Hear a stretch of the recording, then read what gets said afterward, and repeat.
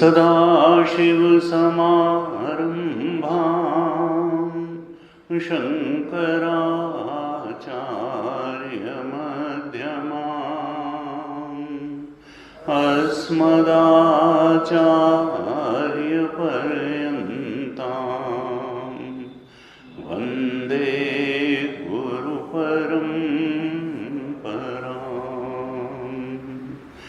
अज्ञानतिमिरान्धस्य ज्ञानाञ्जनशलाकया चक्षुरुन्मीलितं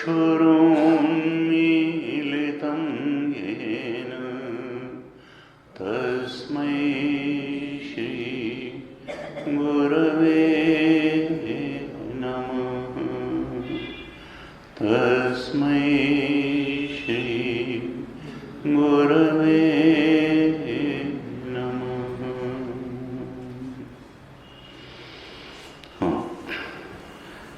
तैत्तिरीय उपनिषद की दूसरी वल्ली ब्रह्मानंद वल्ली के प्रथम अनुवाद का पाठ करेंगे। इसमें शांति मंत्र भी है, आप दोहराइए। ओम शं नो मित्रः शं वरुणः शं नो भवत्वर्यमा शं न इन्द्रो बृहस्पतिः शं नो विष्णुरुक्रमः। नमो ब्रह्मणे नमस्ते वायो त्वमेव प्रत्यक्षं ब्रह्मासि त्वामेव प्रत्यक्षं ब्रह्म वदिष्यामि। ऋतं वदिष्यामि सत्यं वदिष्यामि तन्माम् अवतु तद्वक्तारम् अवतु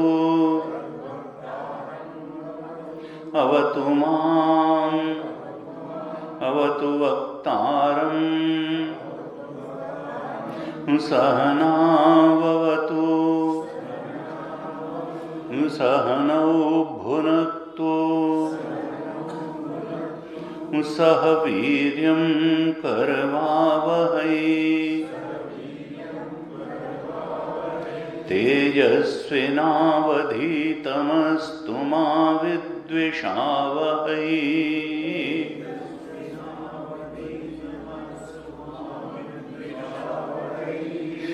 ओम शांति शांति शांति।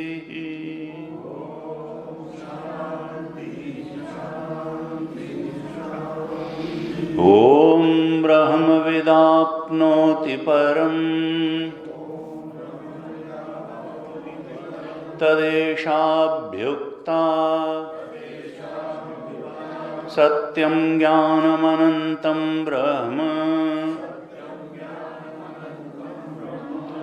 यो वेद निहितं गुहायां परमे व्योमन् सोष्णुते सर्वान् कामान् सः ब्रह्मणा विपश्चितेति तस्माद्वा एतस्मात् आत्मन आकाशः सम्भूतः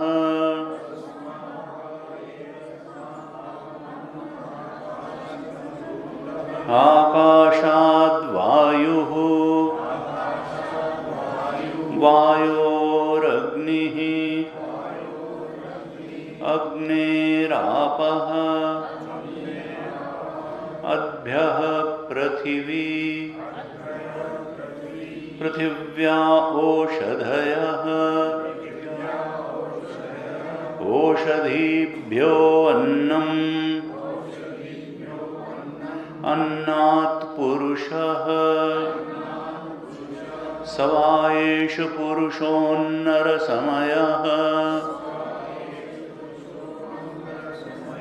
तस्य इदम् एव शिरः अयं दक्षिणः पक्षः अयमुत्तरः पक्षः अयमात्मा इदं पुच्छं प्रतिष्ठा तदप्येष श्लोको भवति तदप्येष श्लोको भवति।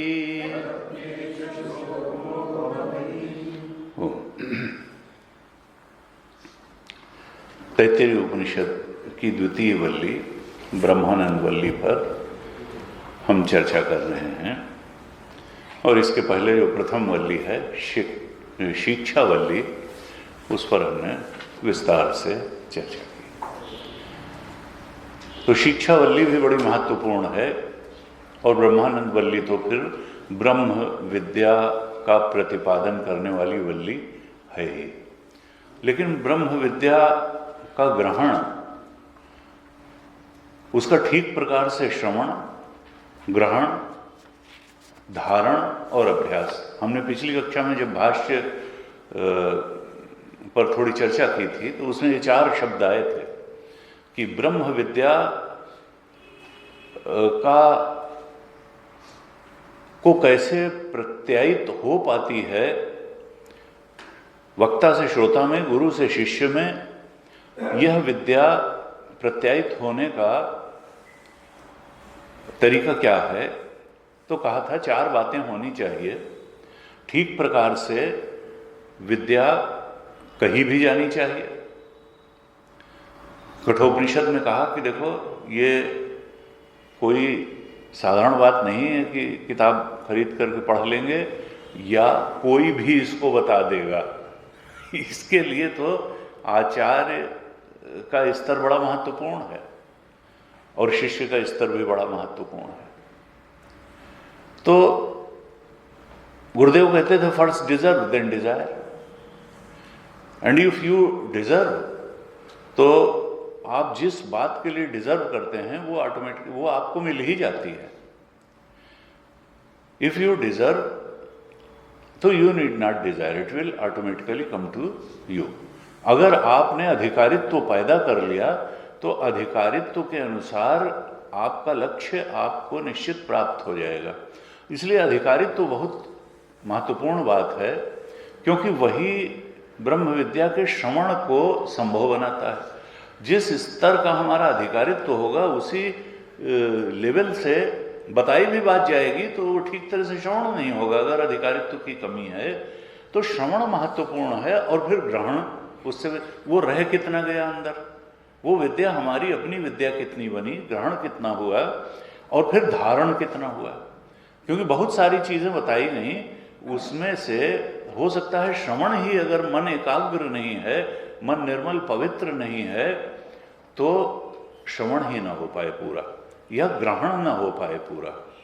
ग्रहण हो जाए तो धारण ना हो पाए पूरा, और धारण जब हो गया उसके बाद भी उसको रिपीट करने की, अभ्यास करने की आवश्यकता होती है, क्योंकि अभ्यास से ही जो पुरानी धारणाएं हैं वो हट करके और ब्रह्म दृष्टि स्थिर, क्योंकि सबकी कोई ना कोई दृष्टि अवश्य है, और वो दृष्टि कैसी है, हमारी मान्यताओं धारणाओं के अनुसार दृष्टि हमारी रहती है। मनुष्य अगर है तो उसकी कोई ना कोई दृष्टि अवश्य होगी, और उस दृश्य का नियामक कौन होगा? उसकी मान्यताएं, उसकी धारणाएं, उसकी वासनाएं, उसके संस्कार। जैसे जिसकी धारणाएं हैं, जैसे जिसका संस्कार है, दूसरे शब्दों में कहें जैसा जिसका ज्ञान है, जैसा जिसका ज्ञान है वैसी उसकी दृष्टि होती है। अब वो ज्ञान ठीक ठीक डेटा पर आधारित है कि नहीं है? तो कहा देखो तुम्हारा ज्ञान जो है वो हियरसे पर आधारित नहीं होना चाहिए। और बड़ी दुर्भाग्य की बात यह है कि हमारा बहुत सारा ज्ञान सत्य डेटा पर आधारित नहीं होता, हियरसे पर ही होता है। उन लोगों का दिया हुआ ज्ञान होता है जो स्वयं ही ज्ञानी नहीं हैं। इसलिए गीता जी ने सावधान किया कि देखो तुम शास्त्र को प्रमाण मान करके, शास्त्र द्वारा दिए गए ज्ञान को ही प्रामाणिक ज्ञान मान करके अपना वैल्यू सिस्टम बनाओ, क्योंकि जैसा तुम्हारा ज्ञान होगा वैसा तुम्हारा वैल्यू सिस्टम होगा। जैसा तुम्हारा वैल्यू सिस्टम होगा वैसे तुम्हारे रिएक्शंस होंगे, वैसे तुम्हारे परसेप्शंस होंगे, और उन परसेप्शंस से वैसे ही तुम रिएक्ट भी करोगे उन परिस्थितियों में, उन कंडीशंस में। तो तुम्हारा अगर ज्ञान में ही गलती हो गई तो फिर परसीव भी ठीक तरह से नहीं कर पाओगे और रिएक्ट भी ठीक तरह से नहीं कर पाओगे, और यही जीवन में दुख का कारण बनता है।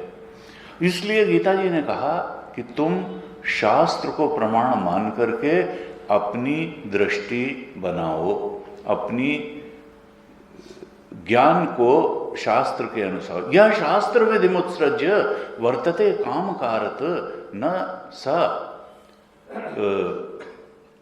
वो जो है वो सत्य तो प्राप्त ही नहीं कर पाएगा, और न सुखम न पराम गति।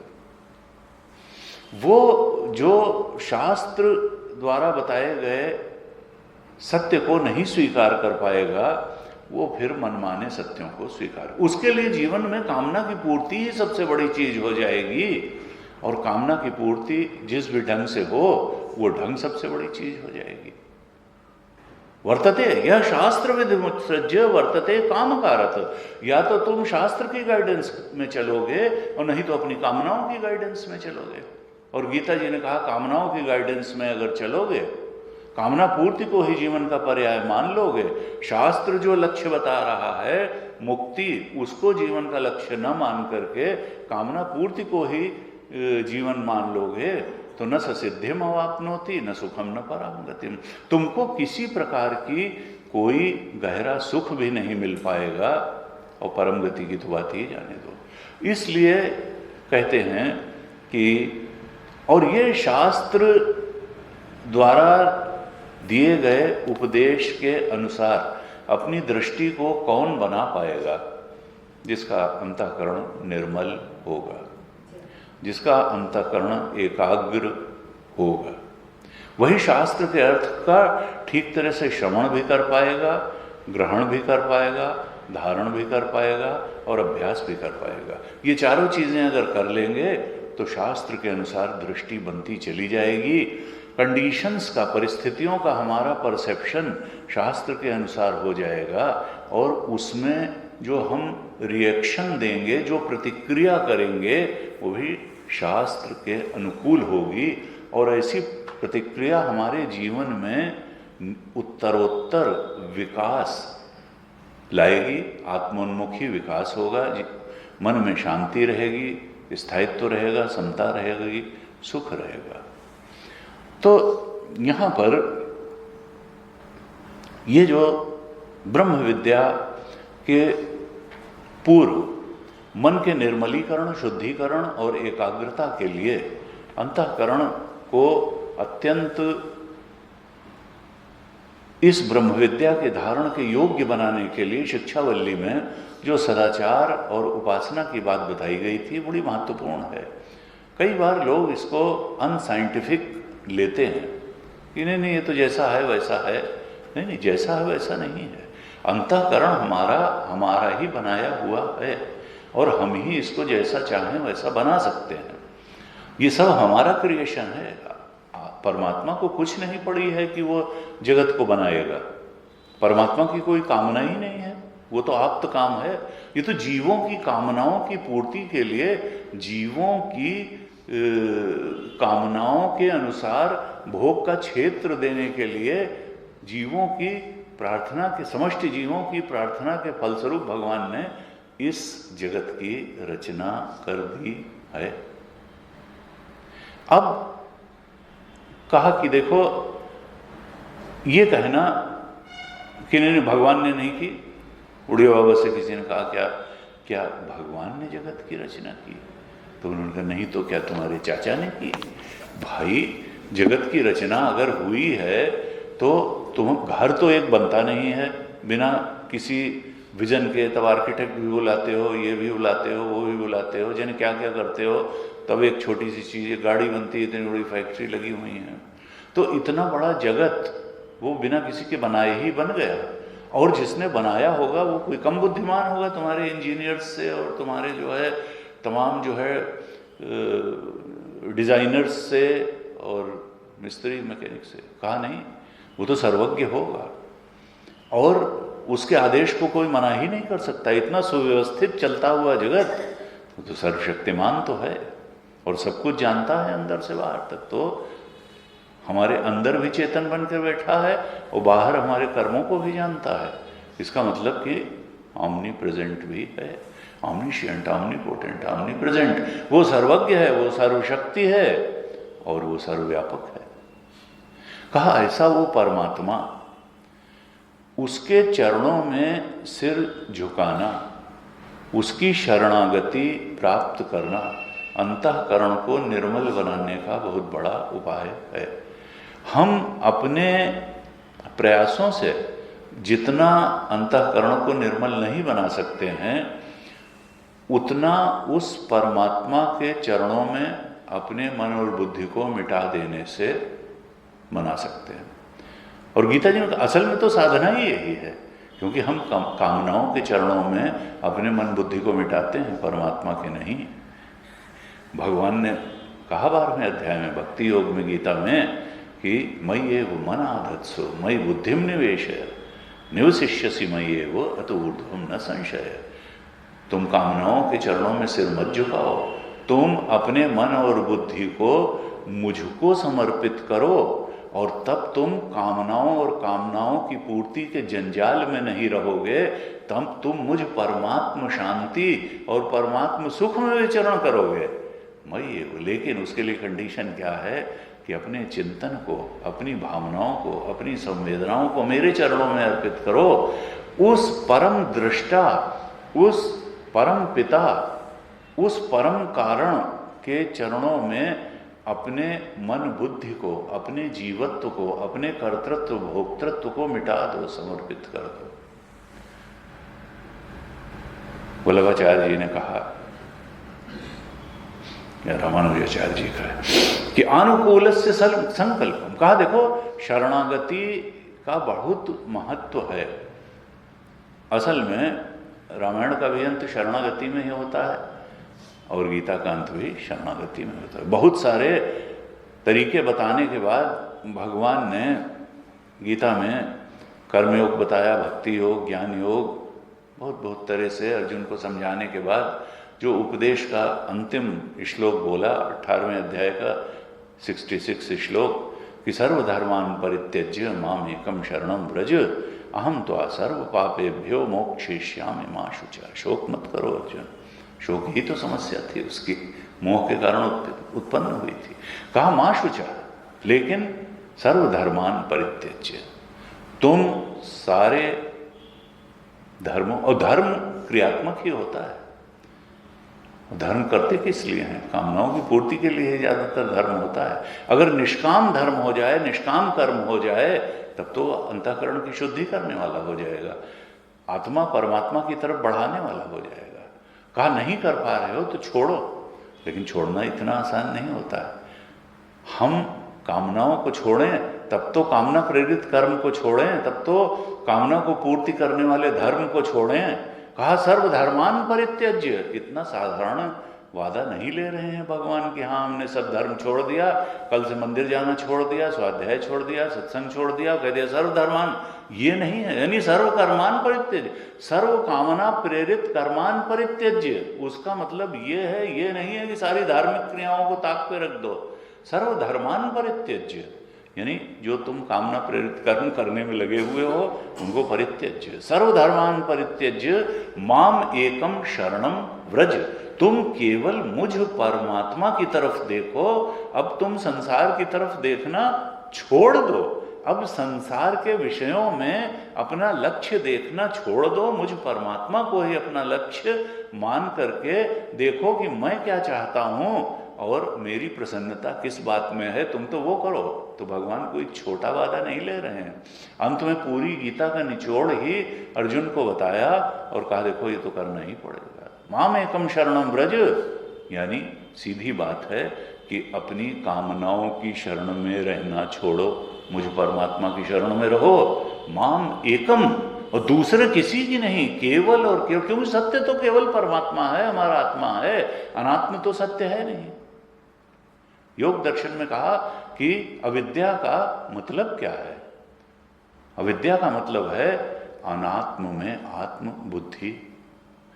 आत्मा तो चेतन है, हम इस शरीर में मैं बुद्धि आत्म बुद्धि करके बैठे हैं। और तो और बाहर जब बहुत प्रेम हो जाता है, गीता जी ने कहा पुत्रदार ग्रहादिषु, तो वहां भी आत्मवत बुद्धि हो जाती है। पुत्र को चोट लगे तो लगता हमको लग गई, पत्नी को चोट लगे लगता हमको लग गई। पुत्रदार, कोई नया बढ़िया घर बनाया हो, गाड़ी खरीदी हो, गाड़ी में डेंट लग गया, लगता है कि हमारे ही एक्सीडेंट हो गया। तो पुत्रदार ग्रहादिषु, कहा कि देखो ये तुम माम एकम शरणम सर्वधर्मान परित्यज्य माम एकम शरणम व्रज अहम त्वा सर्व पापेभ्यो मोक्षयिष्यामि। सारे पापों से तुमको मुक्त कर दूंगा। और हमने पहले भी चर्चा की कि असल में परमार्थ की दृष्टि से, मोह की दृष्टि से पुण्य भी पाप ही है। पुण्य भी जो भी कर्ता भाव में रह करके किए गए चीज हैं वो, क्योंकि ब्रह्म विद्या कहेगी कर्ता भाव छोड़ो, भोक्ता भाव छोड़ो, जीवत्व छोड़ो, कर्ता भोक्ता भाव से ऊपर उठ जाओ। तुम पाप से तो ऊपर उठो ही उठो, तुम पुण्य से भी ऊपर उठ जाओ।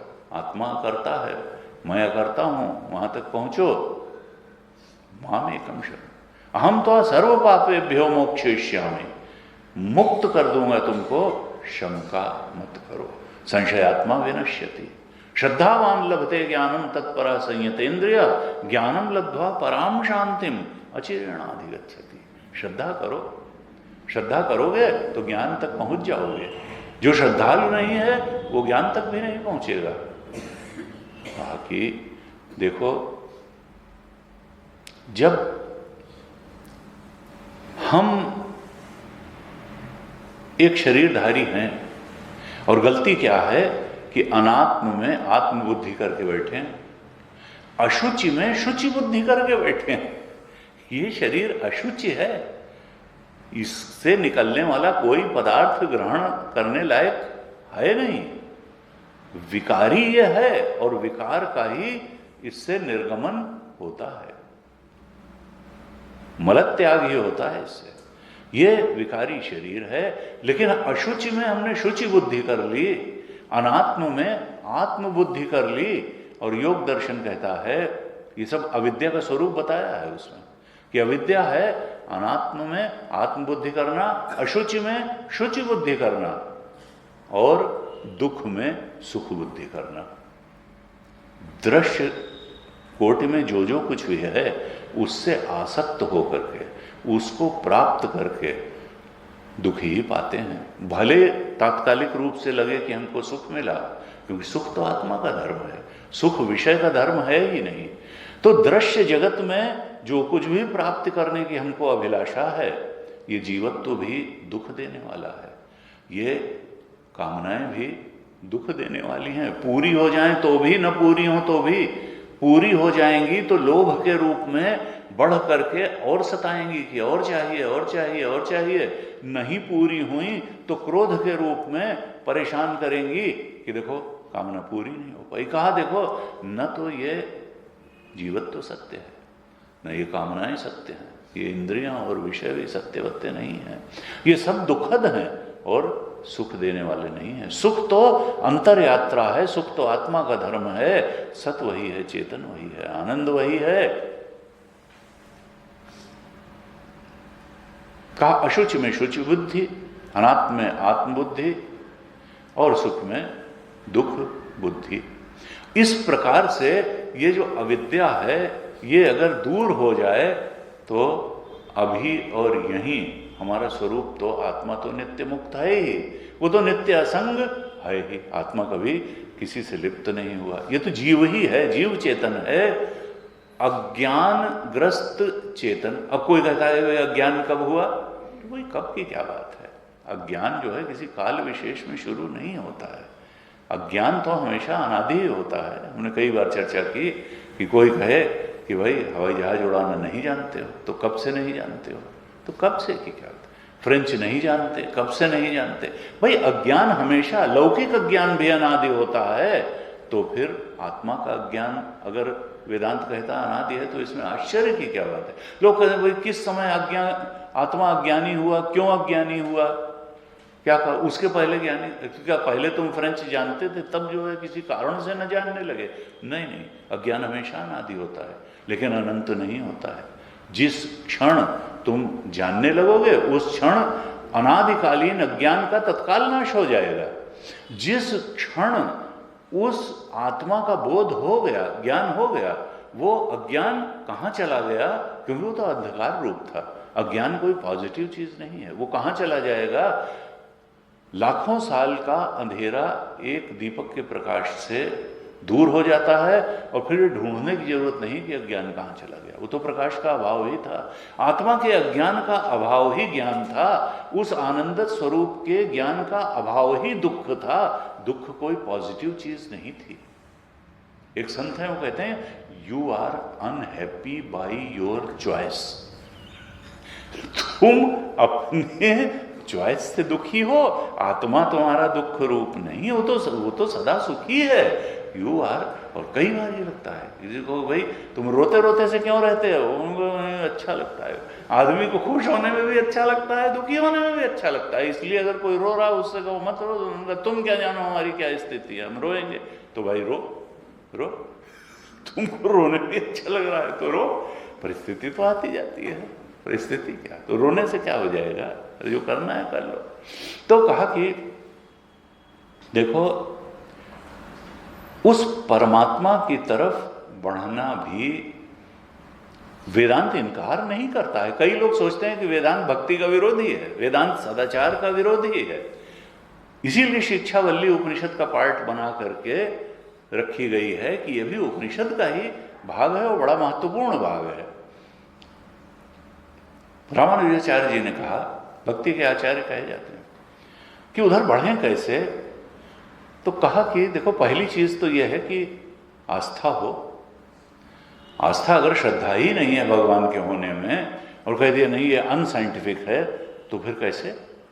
अगर हमारा होना साइंटिफिक है, अगर ये जीव का होना सत्य है, अगर अविद्या की उपाधि से उपहित चेतन सत्य है, अगर ये हमारा शरीर है, अगर हमारा सूक्ष्म शरीर है, हमारा स्थूल शरीर है, हमारा कारण शरीर है और हमारा चेतन है, तो फिर समष्टि में स्थूल सूक्ष्म कारण और चेतन क्यों नहीं है। इस शरीर को अगर थोड़ा भोजन और पानी चाहिए तो क्या जल की समष्टि नहीं है, क्या भोजन की अन्न की समष्टि नहीं है। अगर थोड़ा अन्न हमको चाहिए, अगर हमारे पास बुद्धि है तो इस विराट स्थूल के पीछे बुद्धि तत्व क्यों नहीं है, उसके पीछे मन तत्व क्यों नहीं है। यथा पिंडे तथा ब्रह्मांडे।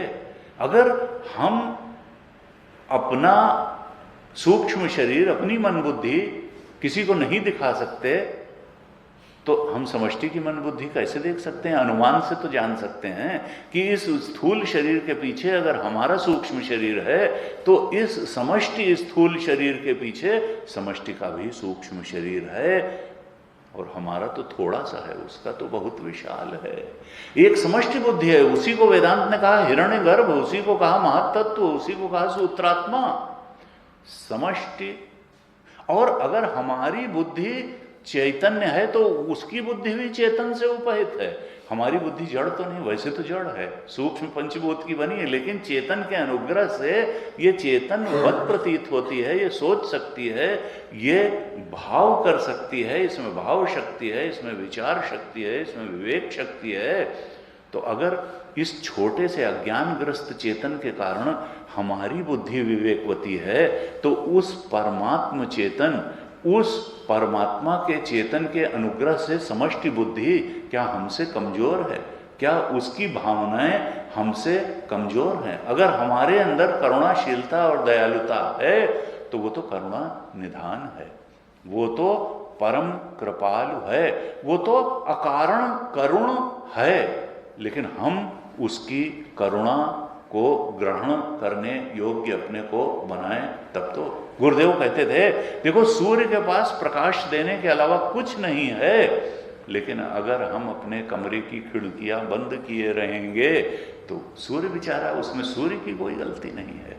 हम अगर अपने मन बुद्धि की खिड़की उस परम दयालु और परम कृपालु परमात्मा के अनुग्रह से वंचित रखेंगे, हम उधर मुंह ही नहीं करेंगे, तो फिर वो तो कृपा बरसा रहा है, ये तो गलती हमारी है।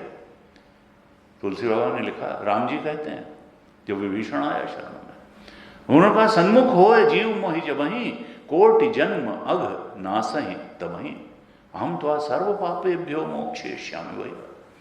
सन्मुख होए जीव मोहि जबहि, लेकिन हम तो संसारोन्मुख ही रहते हैं, हम कामनोन्मुख ही रहते हैं, कामनाओं के ही उन्मुख रहते हैं।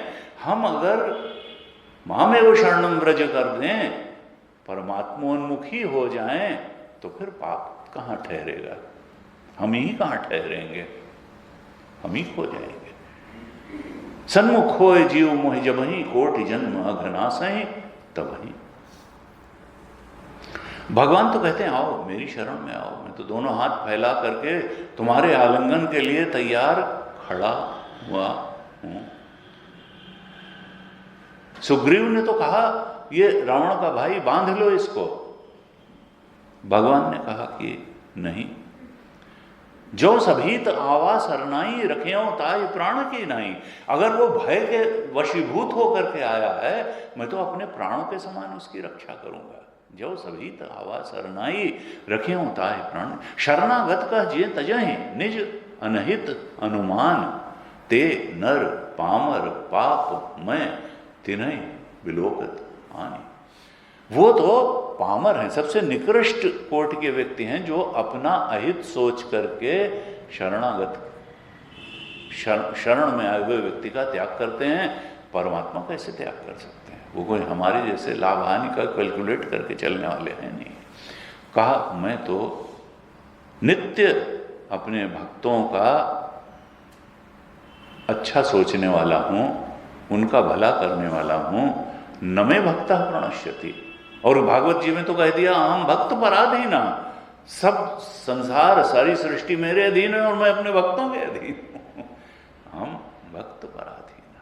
तो इसलिए कहते हैं कि देखो ये जो मिटना ही तो है, असल में ज्ञान से भी मिटना है और भक्ति से भी मिटना है। भक्ति को अगर कोई सोचे कि केवल हमारा घर अच्छा चलता रहेगा, हमारा शरीर ठीक रहेगा प्रारब्ध पर्यंत, तो ये भक्ति का भी लक्षण है नहीं। इसीलिए तुलसी बाबा ने कहा ज्ञान ही भक्ति नहीं कुछ भेदा, उभय हरहि भव संभव खेदा। दोनों ही अंत में वहीं ले जा करके खड़ा कर देते हैं।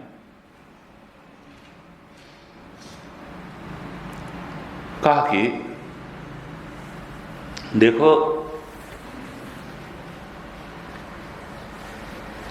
सुग्रीव की शंका मिटाते हुए भगवान ने कहा कि भाई हो सकता है कलुषित चित्त से आ गया हो, रावण का भेजा हुआ है तो राक्षस ही अंत में राक्षस कुल का है, भगवान ने कहा कि देखो, जौपय दुष्ट हृदय कोई होई, मोरे सन्मुख आव की सोई। जो दुष्ट हृदय होता है भगवान के पास नहीं जाता है, वो संसार में ही जाता है, वो कामनाओं को और बढ़ाता चला जाता है। अगर दुष्ट हृदय होता तो मेरे पास थोड़ा आता, वो रावण के ही पास रहता, वहां बड़ी भोग पदार्थ है और सामग्री है।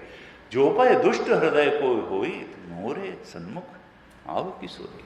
वो दुष्ट हृदय नहीं है और इसलिए मैं शरण में लूंगा।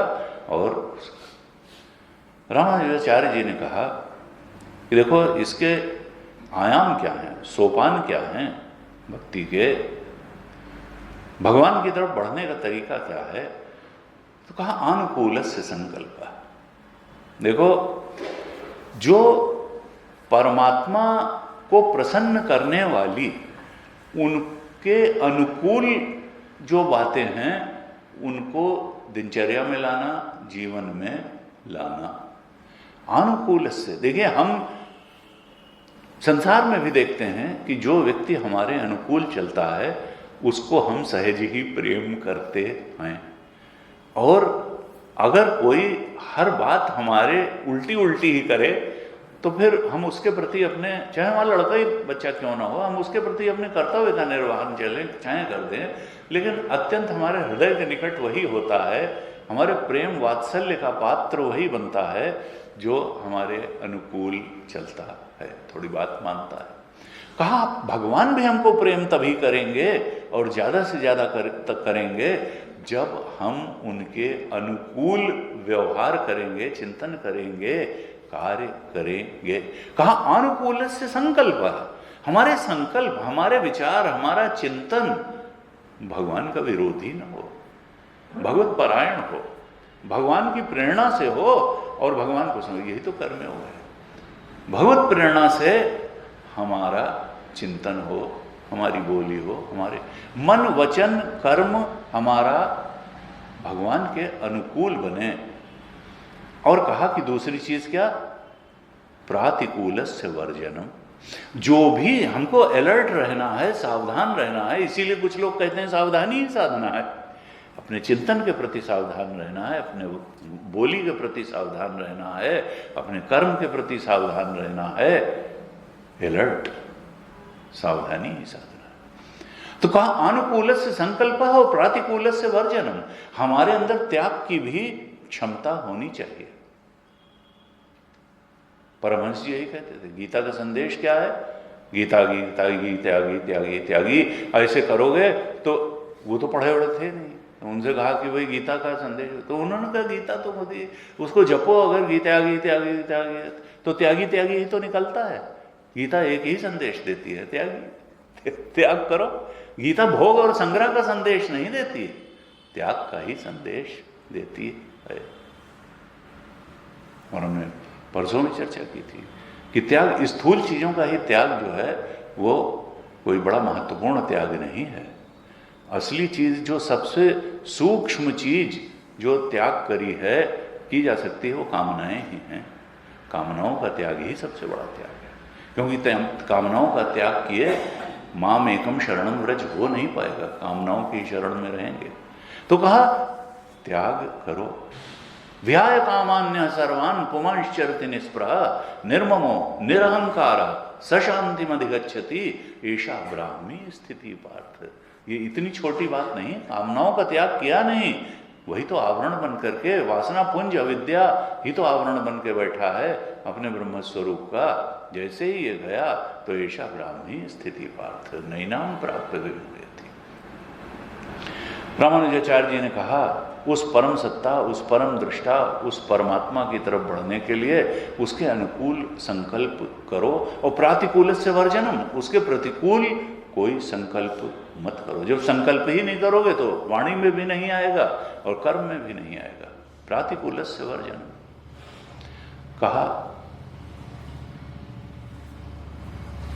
कि रक्षिष्यति इति विश्वास। हमको लगता है धन हमारी रक्षा कर लेगा, संबंध हमारी रक्षा कर लेंगे, जिम और योगासन हमारी रक्षा कर लेंगे, भगवान हमारी रक्षा नहीं कर पाएंगे। कहा नहीं, रक्षिष्यति इति विश्वास। भगवान के ऊपर ये विश्वास करना, श्रद्धा करना कि किसी भी परिस्थिति में हमारे रक्षक तो परमात्मा ही हैं। गुरु जी कहते थे कि देखो, आदमी पूरा जोर लगा लेता है। सबसे पहले तो अगर कोई भी आई, बैंक में पैसा रखा है, निकाल लाएंगे, कोई ऐसी परिस्थिति हो जाएगी अगर विपरीत पैसे से, फिर हमारे इतने अच्छे अच्छे संपर्क हैं, भाई उनसे सहायता ले लेंगे, उनसे सहायता ले लेंगे। फिर शारीरिक परेशानी आएगी, अरे एक से एक बढ़िया अस्पताल है, वहाँ चले जाएंगे। फिर इस तरीके से करते करते जब डॉक्टर ने भी कह दिया कि भाई चाहे जितना पैसा रखे रहो, चाहे जितने लोग खड़े हैं, अब तो भाई हमारे, तो उनका तब आखिरी सहारा कौन है? उनका अब भगवान तेरा ही सहारा, तो ही आखिरी सहारा है। तो गुरु जी कहते थे ये देखो, मनुष्य की कुबुद्धि देखो, आखिरी सहारा, पहला सहारा क्यों नहीं बना लेते हो उसको? आखिरी सहारा क्यों बनाते हो? जो सबसे ज्यादा ताकतवर है वो तुम्हारा पहला सहारा होना चाहिए, आखिरी सहारा नहीं। वो अगर होगा तो फिर और सब चीज भी अपने आप सहायक मिलती चली जाएगी। भगवान पहला सहारा है जिसका, भगवान आखिरी सहारा है, वही माम एकम शरणम व्रज है। नहीं तो जो धन के, यहाँ के, वहाँ के, ठीक है वो सब व्यावहारिक धरातल पर ठीक है, लेकिन भगवान ही सहारा है। कहा रक्षिष्यति इति विश्वास, आनुकूलस्य संकल्पः प्रातिकूलस्य वर्जनम, रक्षिष्यति इति विश्वास। भगवान रक्षक हैं और भगवान रक्षा करेंगे। ये नहीं सोचना है कि हम तो बड़े पापी थे और हमने तो इतने खराब खराब काम किए, हमको तो भगवान सबसे आखिरी में खड़ा कर देंगे। भगवान ने कहा अपिचेत सुदुराचारो भजते माम अनन्य भाग साधुरेव समन्तव्य सम्यक व्यवसितो क्षिप्रम भवति धर्मात्मा शश्वत शांतिम निगच्छति कौन्तेय प्रतिजानी न मे भक्ता प्रणश्यति। अगर तुम अनन्य भाव से भगवान की शरणागत हुए हो तो भगवान ने कोई झूठ थोड़ा कहा, कसम खा के कहता हूं, प्रतिजानी ही न मे भक्ता प्रणश्यति, कि मेरे भक्त का नाश नहीं होता। शरीर तो छूटेगा लेकिन और अच्छा शरीर मिलेगा, और अच्छा लोक मिलेगा, और आनंद पूर्वक रहोगे जहां ये जीव जाएगा या मुक्ति ही हो जाएगा। कहा न मे भक्ता प्रणश्यति, तो कहा रक्षिष्यति इति विश्वास, हमको पूरा विश्वास होना चाहिए कि भगवान रक्षक हैं और वो हमारी रक्षा अवश्य करेंगे।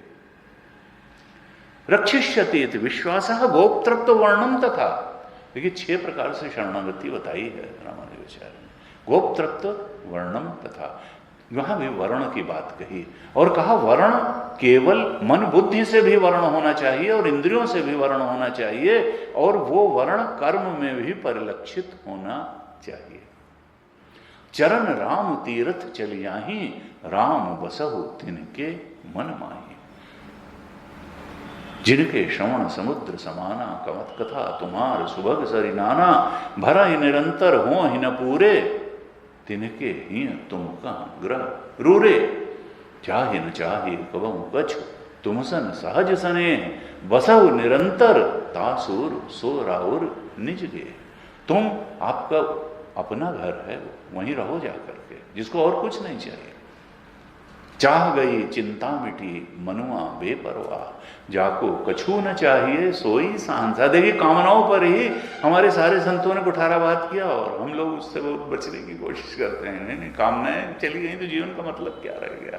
उनका तभी असली मतलब होगा, तब वो शांति और वो तृप्ति अनुभव होगी जो कामनाओं की पूर्ति नहीं दे सकती है। कहा रक्षिष्यति इति विश्वास गोप्तृत्व वर्णन तथा, वर्ण कैवल्य परमात्मा का ही वर्ण, बाकी बनियत सब है राम के नाते, किसी से झगड़ा नहीं करना है, लेकिन राम जी के उसके अंदर भी वही चेतन है। आत्मा अनंत अनेक थोड़ा है, उनका आत्मा भी वही, स्वरूप तो सबका एक ही है। अगर हम अपने स्वरूप तक पहुंच गए तो सबके स्वरूप तक पहुंच गए। फिर किससे घृणा और क्या घृणा? पैर में फोड़ा होता है तो हाथ उस पर दवाई लगाता है, घृणा नहीं करता है कि हटाओ पैर को, कटवाओ। तो सब अपना ही अंग है। सर्वभूतात्म भूतात्मा पश्यन अपि, कहा सब तो अपना ही है, हमारी आत्मा में ही सब कुछ है, पराया तो है ही नहीं, दूसरे नाम की कोई चीज ही नहीं है।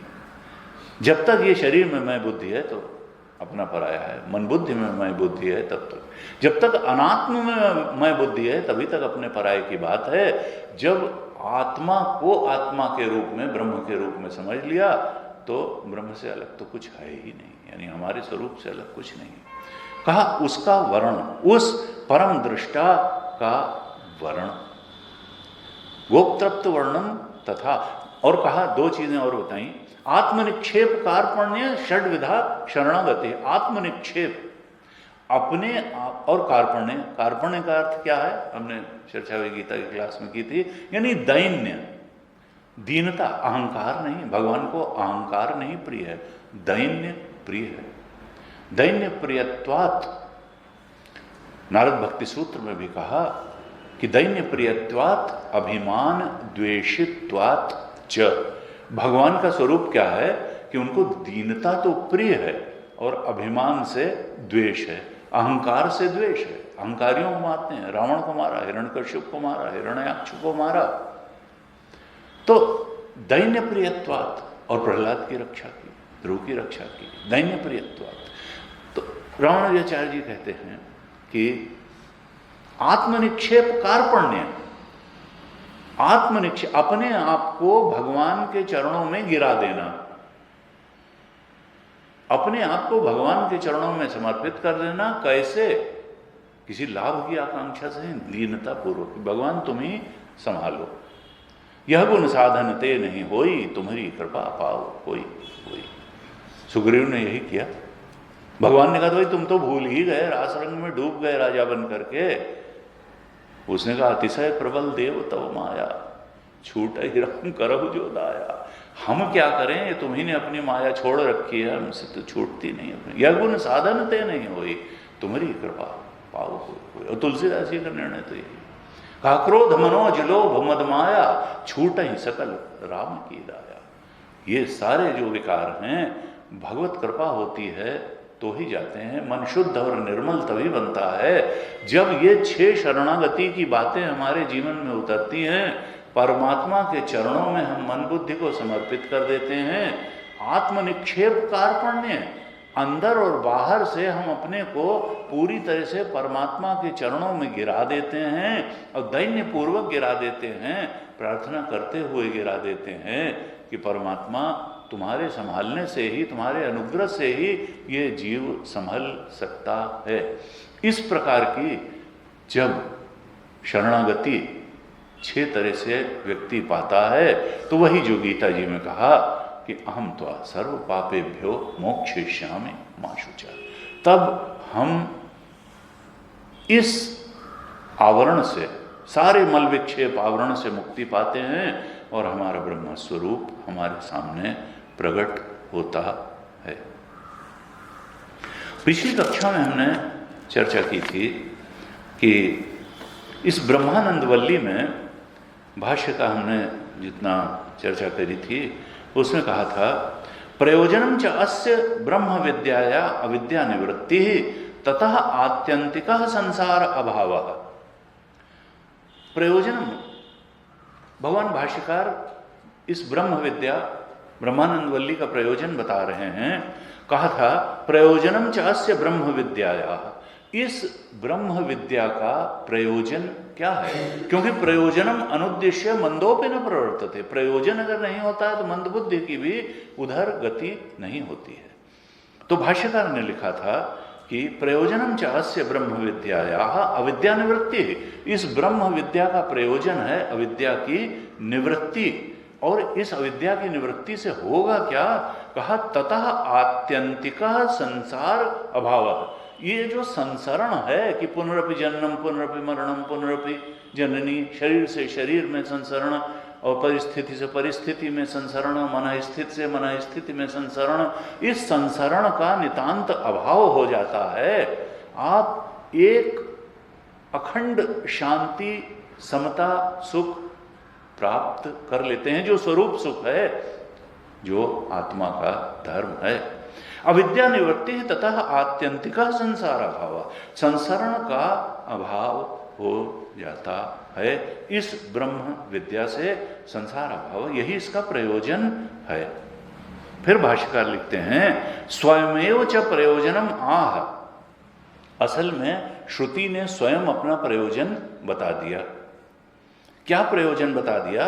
कि ब्रह्मविद आपनोति परम कि जो ब्रह्मविद है वो सबसे बड़ी चीज परम को प्राप्त कर लेता है, जिससे बड़ा कुछ भी नहीं है, उस परम को प्राप्त कर लेता है। ब्रह्मविद आपनोति परम इति आदौ एव संबंध प्रयोजन ज्ञापनार्थम। यह प्रयोजन और इस प्रयोजन से संबंध श्रुति ने स्वयं अपने मुख से बता दिया।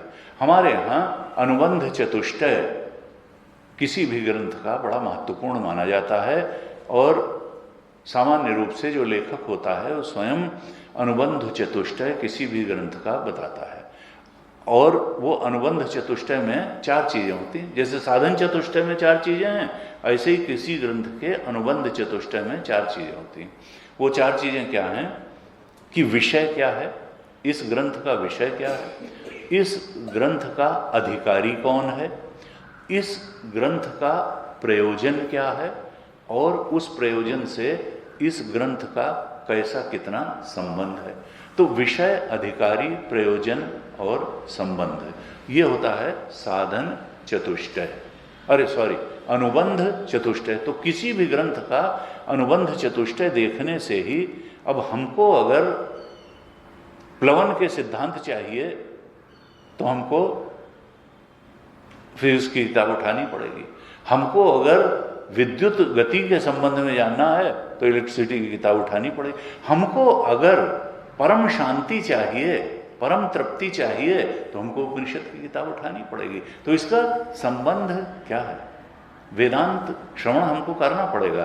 कहा श्रुति ने स्वयं बताया कि इस तैत्तिरीय उपनिषद का प्रयोजन क्या है।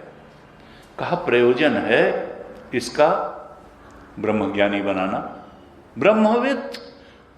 ये जो मनुष्य है ये ब्रह्मविद बन जाए, यही इस तैत्तिरीय उपनिषद का प्रयोजन है। ब्रह्मविद प्रयोजन है। जो भी इसका अध्येता है, जो भी शिष्य है, जो भी श्रोता है, उसको ब्रह्मविद बना देना, ब्रह्मज्ञानी बना देना, यही प्रयोजन है। और संबंध क्या है? कहा इसका संबंध है कि जो ये देने में समर्थ है, जो इसका लक्ष्य है,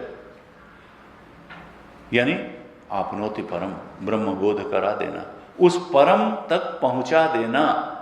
ये ब्रह्मविद क्या पाएगा? ब्रह्मविद बन करके वो पाएगा क्या? कहा आपनोति परम, यही इसका संबंध है, लक्ष्य। इस लक्ष्य तक पहुंचा देगा।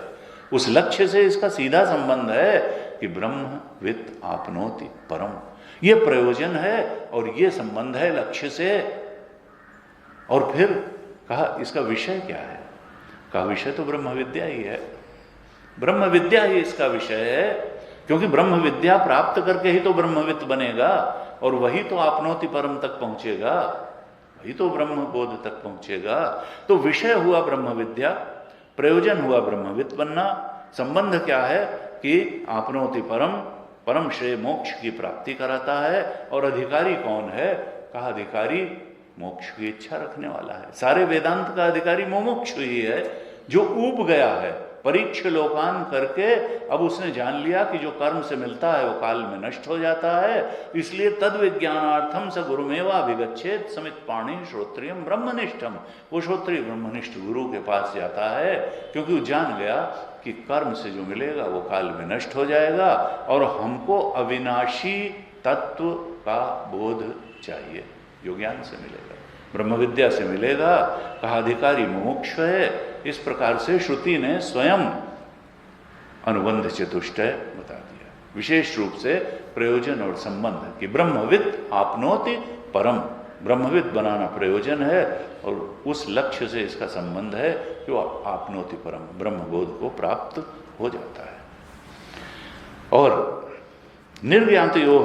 निर्ज्ञातयो ही संबंध प्रयोजनयो हो विद्या श्रवण ग्रहण धारण अभ्यासार्थम प्रवर्तते, क्योंकि प्रयोजन ज्ञात होने पर ही ब्रह्म विद्या के श्रवण, ग्रहण, धारण और अभ्यास में प्रवृत्ति होती है।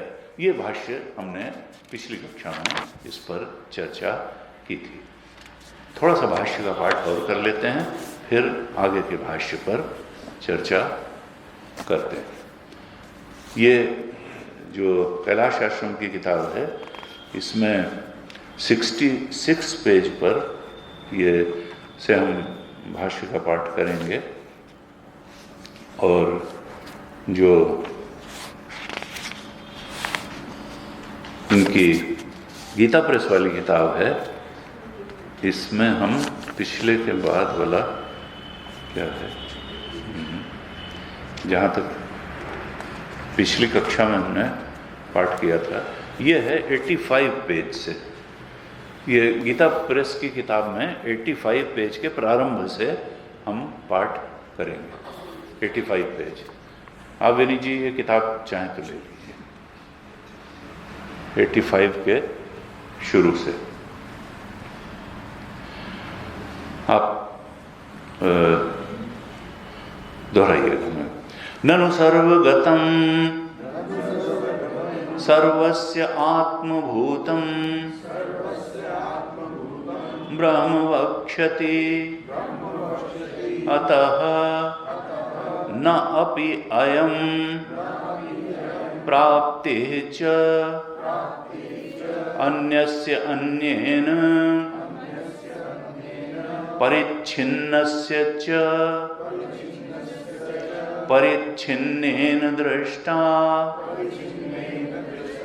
अपरिच्छिन्नं सर्वात्मकं च ब्रह्म इति अतः परिच्छिन्नवत् अनात्मवत् च तस्य आप्तिः अनुपपन्ना नायं दोषः। कथं दर्शन अदर्शन अपेक्षत्वात् ब्रह्मणः आप्ति अनाप्त्योः परमार्थतः ब्रह्मरूपस्य अपि सतः अस्य जीवस्य भूतमात्राकृत बाह्यपरिच्छिन्न अन्नमयादि आत्मदर्शिनः तदासक्तचेतसः प्रकृतसंख्यापूर्णस्य आत्मनः अव्यवहितस्य अपि बाह्यसंख्येय चित्तया स्वरूप अभाव दर्शनवत् परमार्थ ब्रह्म स्वरूप अभाव दर्शन लक्षणया अविद्यया अन्नमयादीनि बाह्यानि अनात्मनः आत्मत्वेन प्रतिपन्नत्वात् अन्नमयादि अनात्मभ्यः नान्यः अहम् अस्मि इति अभिमन्यते। एवं अविद्यया आत्मभूतम् अपि ब्रह्म अनाप्तं स्यात्। ब्रह्म अनाप्तं स्यात् तस्य एवं अविद्यया अनाप्त ब्रह्म स्वरूपस्य प्रकृत संख्या पूर्णस्य आत्मनः अविद्यया अनाप्तस्य सतः केनचित् स्मारितस्य पुनः तस्य एव विद्यया आप्तिः यथा तथा श्रुति उपदिष्टस्य सर्वात्म ब्रह्मणः आत्मत्वदर्शनेन विद्यया तदा आप्तिः उपपद्यते एव ब्रह्मविदाप्नोति परम् इति वाक्यं सूत्रभूतं सर्वस्य वल्यर्थस्य ब्रह्मविदाप्नोति परम् इति अनेन वाच्येन वेद्यतया सूत्रितस्य ब्रह्मणः अनिर्धारित स्वरूप विशेषस्य ब्रह्मणः अनिर्धारित स्वरूप विशेषस्य सर्वतः व्यावृत्त स्वरूप विशेष समर्पण समर्थस्य लक्षणस्य अभिधानेन स्वरूप निर्धारणाय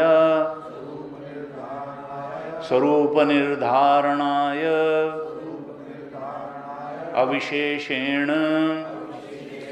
च उक्तवेदनस्य ब्रह्मणः वक्ष्यमाणलक्षणस्य विशेषेण प्रत्यगात्मतया अनन्यरूपेण विज्ञेयत्वाय ब्रह्मविद्याफलं च ब्रह्मविदः यत्परब्रह्म प्राप्तिलक्षणम् उक्तं स सर्वात्मभावः सर्वसंसार धर्मातीत ब्रह्म स्वरूपत्वमेव ब्रह्मस्वरूपत्वम् एव नान्यत् इति एतत् प्रदर्शनाय एषारिक उदाह्रियते तदेषाभ्युक्ता इति।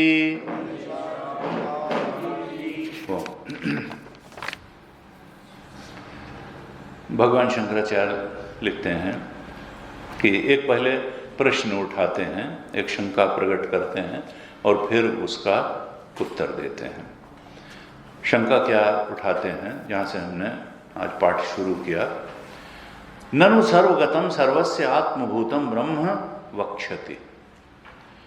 वक्ष्यति, अभी श्रुति आगे बताने वाली है कि ब्रह्म कैसा है।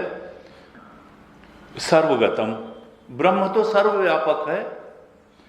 और दूसरी चीज क्या बताने वाली है कि सर्वस्य आत्मभूतम, कि वो सब का आत्मा ही है, सर्वगतः भी है और सर्वस्य आत्मभूतम भी है। ये वक्ष्यति, अभी श्रुति आगे बताएगी। तैत्तिरीय उपनिषद में ये बताया जाने वाला है कि ब्रह्म सर्वगतम भी है और सर्वस्य आत्मभूतम भी है। ब्रह्म सर्वव्यापक है, सर्वगतम है और सबका अपना आपा ही है। ये कोई रहस्यमय चीज नहीं है कि कोई सात आसमान के बाहर बैठा हुआ जो चेतन है वो ब्रह्म है। तुम्हारा आत्मा ही है और दोनों चीज बता रही। हम तो अपनी आत्मा को शरीर में कैद बता जानते हैं या मन बुद्धि में ज्यादा सूक्ष्म, लेकिन श्रुति तो कहती नहीं, तुम्हारा अपना आपा भी है, आत्मभूतम भी है ब्रह्म, वही ब्रह्मविद जिसको ब्रह्मविद पाता है, जो सबसे बड़ी चीज है, उसके लिए श्रुति क्या बताएगी कि वो आत्मभूतम है और सर्वगतम है, वो कोई इसमें लिमिटेड नहीं है,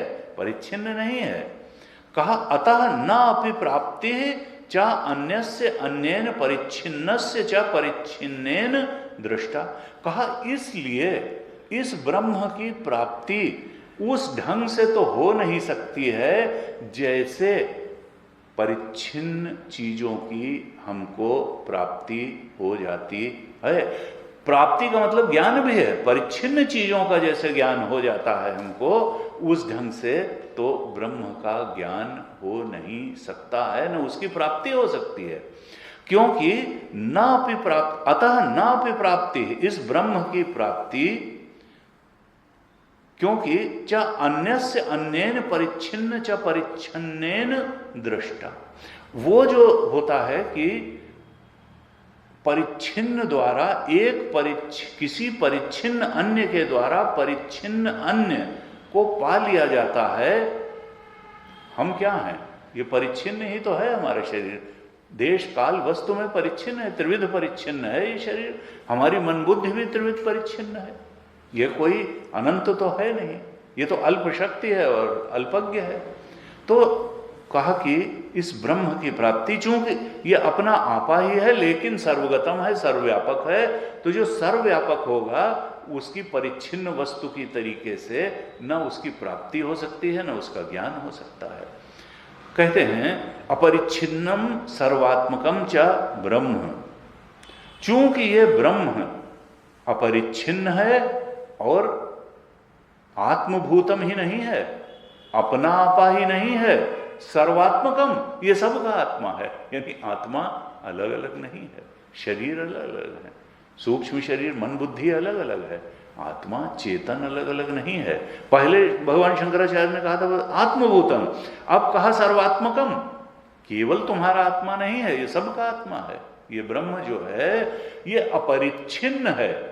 देखिए जो परिच्छिन्न होता तब तो इसका उसका, यहां वहां, अभी तभी, यहां वहां, ये सब इसका उसका, ये सब वस्तु का भेद हो सकता था, काल का भेद हो सकता था, देश का भेद हो सकता था।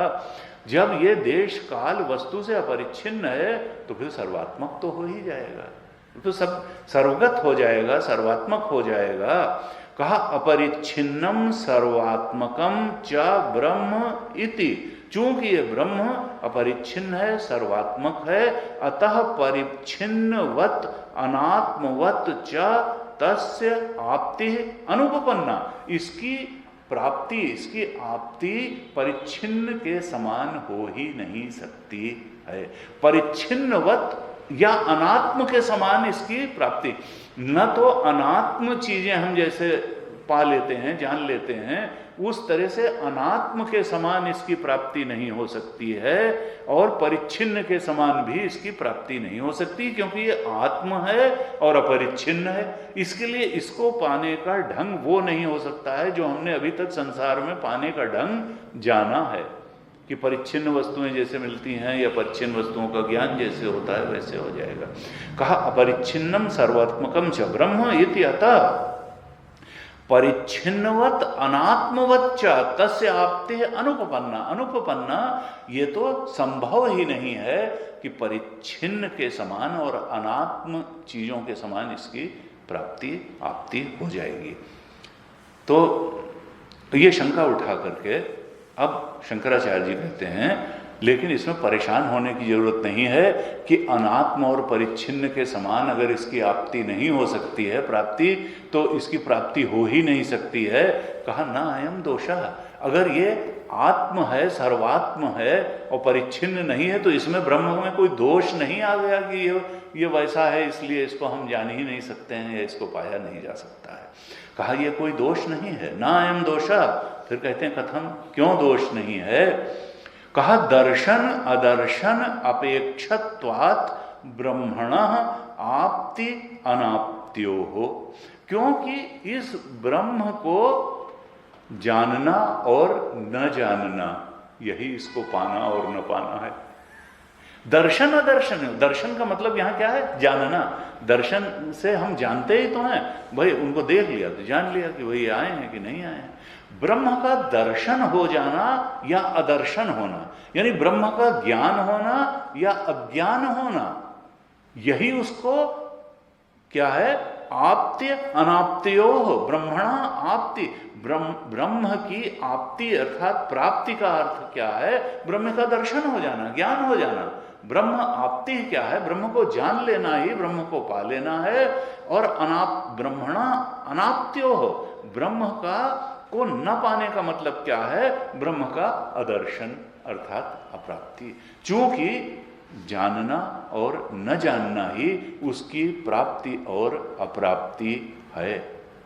आप्ति है दर्शन हो जाना, अनाप्ति है दर्शन न होना।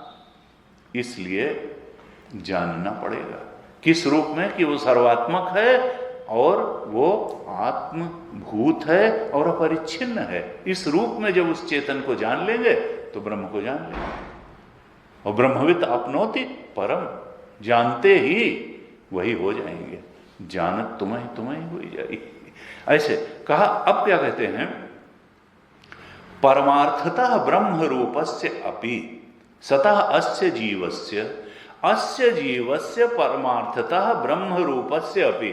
भगवान शंकराचार्य कहते हैं ये जो जीव है परमार्थतः ये कैसा है? ब्रह्म रूपस्य।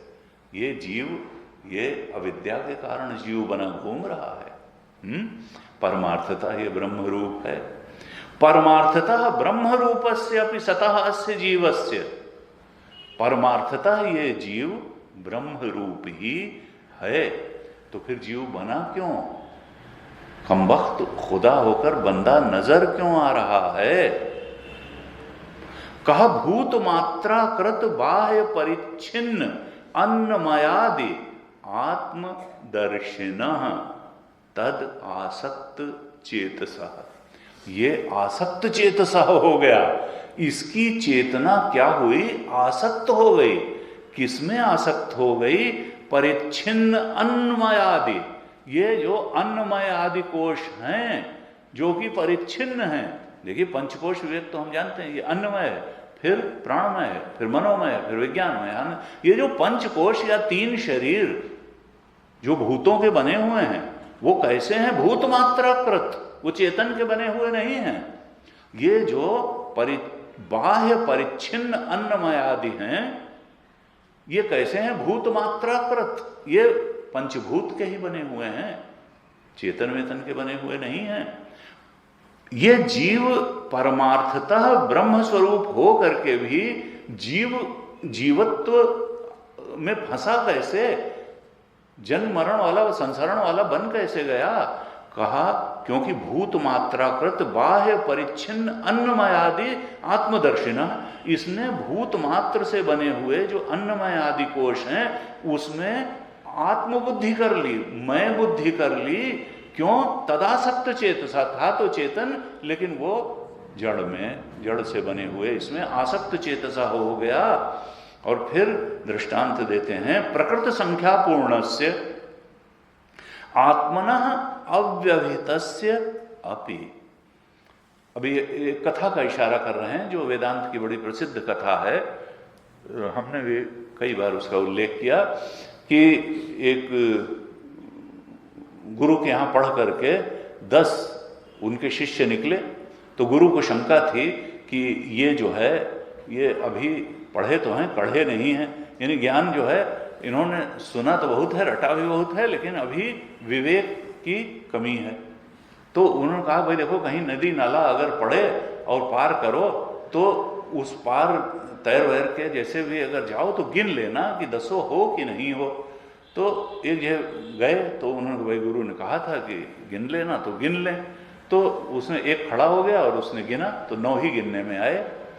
फिर उसने कहा भाई ये तो 9 ही है, इसका मतलब एक बह गया। फिर उसने कहा कि भाई दूसरे से कहा तुम गिनो। ऐसे सब ने गिना और वो इधर, तो सब के 9 ही निकले। तो इसमें ये गिनने वाले हम ही हैं। हम संसार को बड़ा महत्व देते हैं, बड़ा गिनते हैं ये और अपने को भूल जाते हैं। अपने को भूल जाते हैं। प्रकृत संख्या पूर्णस्य, वो जो प्रकृत संख्या, जो हम प्रकृति की संख्याओं में ही इतना घुल मिल जाते हैं, इतना आसक्त हो जाते हैं बाह्य में, संसार के विषयों में, भूत मात्रा कृत में, कि चेतन को गिनना ही भूल जाते हैं।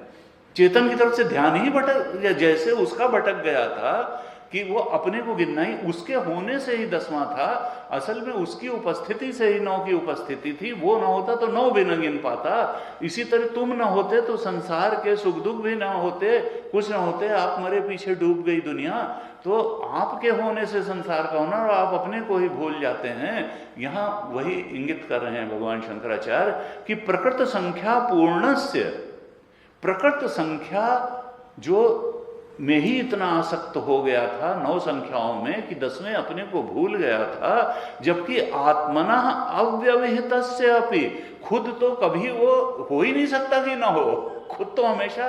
अपने को आप कैसे नकार सकते हैं? अपना होने से ही तो सबका होना है। सबको नकार से, नेति नेति, यही तो आत्मा तक पहुंचने को बताया। सब कुछ को नकार सकते हैं, नकारने वाले को नहीं नकार सकते। अपने चेतन को कोई नहीं नकार सकता है। अपने अचेतन होने की अनुभूति किसी को कभी नहीं हो सकती है। हम तो चेतन स्वरूप हैं। कहा आत्मना अव्यवहितस्य अपि प्रकृत संख्या पूर्णस्य बाह्य संख्ये विषया सक्त चित्तया।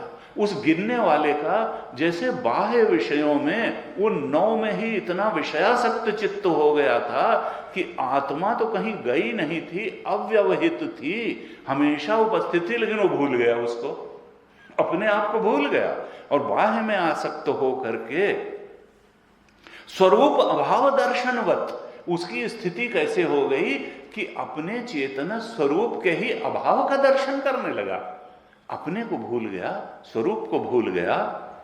परमार्थ ब्रह्म स्वरूप अभाव दर्शन लक्षणया अविद्या अन्य मयादीन बाह्यान अनात्मनः आत्मत्वेन प्रतिपन्नत्वात्। भगवान शंकराचार्य कहते हैं ये परमार्थतः ब्रह्म स्वरूपस्य अपि जीवस्य, ये परमार्थतः ब्रह्म स्वरूप होता हुआ भी ये चेतन जिसको हम मैं करके अनुभव कर रहे हैं, ये जीव रूप में कैसे बन गया? क्योंकि बाह्य अन्य मयादि में आसक्त होने के कारण ये चेतन क्या हुआ कि उसी में आत्मबुद्धि कर बैठा, मन बुद्धि कर। ये चेतन जो है सूक्ष्म शरीर स्थूल शरीर में मैं बुद्धि कर बैठा, और इससे क्या हुआ? स्वरूप अभाव दर्शनवत। यही तो अज्ञान था, यही तो अविद्या थी। अविद्या अन्नमयादीन बाह्यानि अनात्मना आत्मत्वेन प्रतिपन्नत्वात्। उसकी बुद्धि कैसे बन गई कि ये बाह्य जो अनात्म अन्नमय आदि हैं यही मैं हूं, और इससे स्वरूप अभाव दर्शन हो गया उसको। जो स्वरूप का है ऐसा लगा जैसे ब्रह्म का अभाव हो गया, ब्रह्मत्व का अभाव अनुभव करने लगा। उस सर्वात्म भाव का, सर्वात्मक चेतन का अभाव अनुभव करने लगा, सर्वव्यापक चेतन का अभाव अनुभव करने लगा, परमार्थ ब्रह्म स्वरूप का अभाव अनुभव करने लगा। क्यों? अविद्या।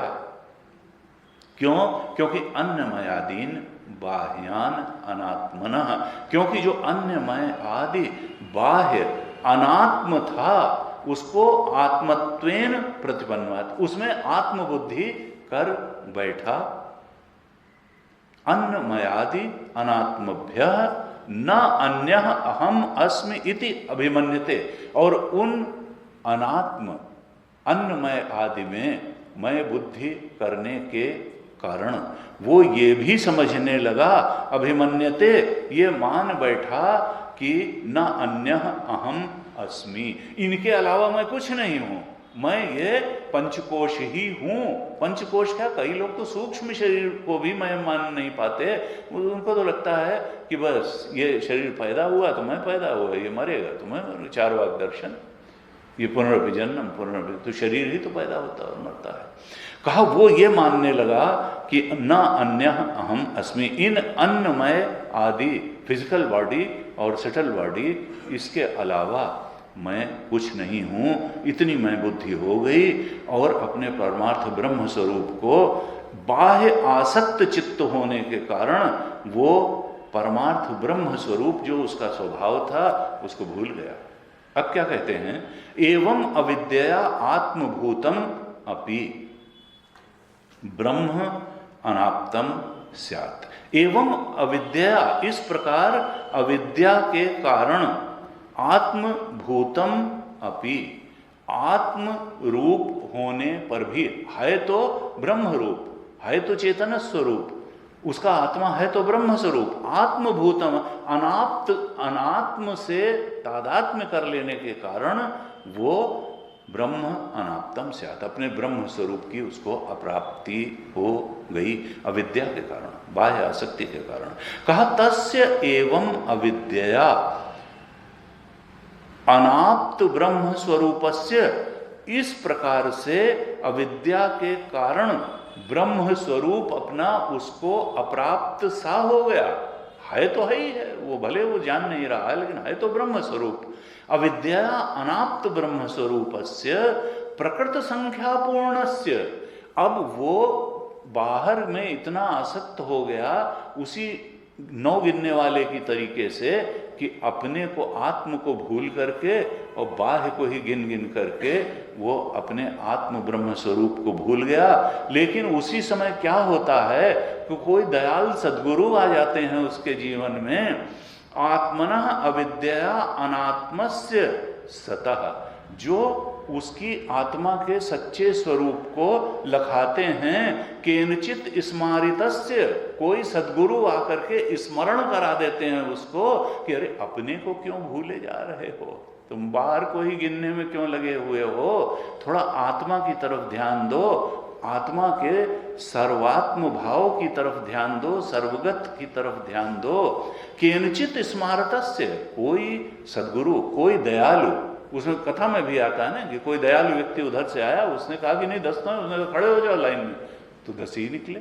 तो कहा कि लेकिन सोई जानत तुम देह जान, गुरु जन्माए या परमात्मा जन्माए, बिना जन्माए ये जाना नहीं जाता है। इसीलिए परमात्मा का भी महत्व है, गुरु का भी महत्व है। केनचित स्मारितस्य, अविद्या के कारण ही वो अप्राप्तवत लग रहा था तो स्वरूप ही था। अनात्मना अविद्या अनाप्तस्य सतः केनचित स्मारितस्य, कोई उसकी स्मरण करा देता है, पुनः तस्य एव विद्या आपति, उसके स्मरण कराने से, वो करेगा कैसे, ज्ञान दे करके, विद्या आपति, विद्या से ही उसकी प्राप्ति हो जाती है। क्योंकि अविद्या के कारण ही, गलत जय आसक्ति के कारण ही वो भूला हुआ था, केवल खत्म नहीं हुआ था। विद्या आपति यथा, जैसे विद्या से ही उसको मालूम पड़ गया कि 10 हैं, तथा श्रुति उपदिष्टस्य सर्वात्म ब्रह्मण आत्मत्व दर्शनेन विद्या तदा आपति रूप उपपद्यते। उसी प्रकार से जैसे किसी दयालु ने आकर के 10 गिनवा दिए थे और अपने को भी लखा दिया था कि तुम ही सबसे महत्वपूर्ण हो, इसी तरीके से श्रुति भी किसी उपदेष्टा को भेज करके, सद्गुरु को भेज करके अपने आशय का उपदेश करा देती है, और उस सर्वात्म ब्रह्म का उसके सद्गुरु के उपदेश से आत्मत्वेन दर्शन हो जाता है। उस श्रुति उपदेश किस ब्रह्मविद आपनोति परम, उस पर ब्रह्म को अपनी आत्मा के रूप में ही जान लेता है। आत्मत्व दर्शनेन सर्वात्म ब्रह्मणा, कैसे, विद्या से, ज्ञान से, तद आपति रूप आपति उपपद्यते, और इस प्रकार से उसकी प्राप्ति हो जाती है। आपति उपपद्यते, ऐसा जो अनाप्ति थी, लग रहा था कि नहीं प्राप्त है, वो तो प्राप्त से प्राप्ति हो गई। क्यों? क्योंकि अविद्या के कारण जहां आत्मभाव बैठा हुआ था, जो नित्य निवृत्त था, उसकी निवृत्ति हो गई, और जो नित्य प्राप्त था हमारा स्वरूप, उसकी प्राप्ति हो गई। इस प्रकार सद्गुरु श्रुति वाक्यों के उपदेश से, सद्गुरु द्वारा उपदेश से जीव को अपने ब्रह्म स्वरूप का बोध हो जाता है। इस प्रकार से भगवान शंकराचार्य ने स्पष्ट किया। अगली कक्षा में हम आगे विचार करेंगे। ओम पूर्णमदः पूर्णमिदं पूर्णात् पूर्णमुदच्यते पूर्णस्य पूर्णमादाय पूर्णमेवावशिष्यते। ओम शांति शांति शांति। हरि ओम। श्री गुरुभ्यो नमः। हरि